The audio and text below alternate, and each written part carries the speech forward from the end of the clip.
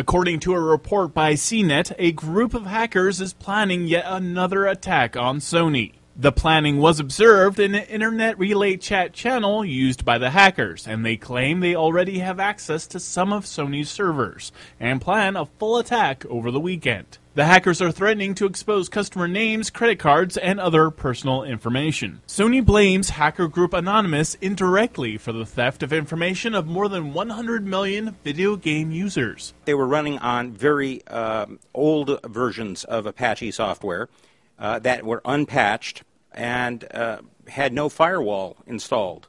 It seems that internet safety experts had warned Sony months before the hacking that its security software was outdated.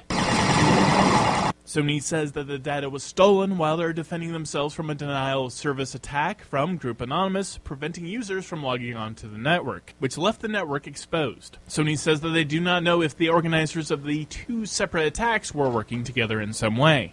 Sony did wait 2 days before contacting law enforcement about the breach. 誠に申し訳ございませんでした。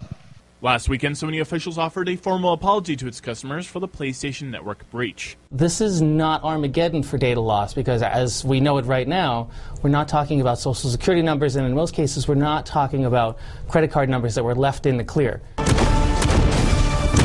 In addition to the PlayStation Network cyber attack that resulted in 77 million accounts being accessed, Sony Online Entertainment, a separate service, has also been breached, resulting in 24.6 million user accounts being accessed.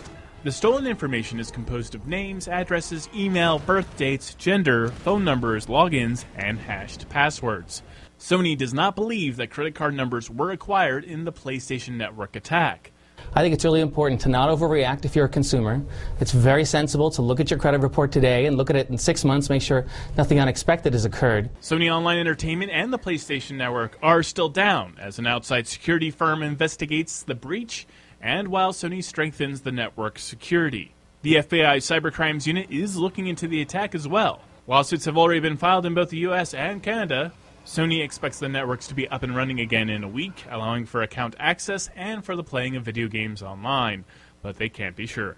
For In Game at MSNBC.com, I'm Todd Kenreck.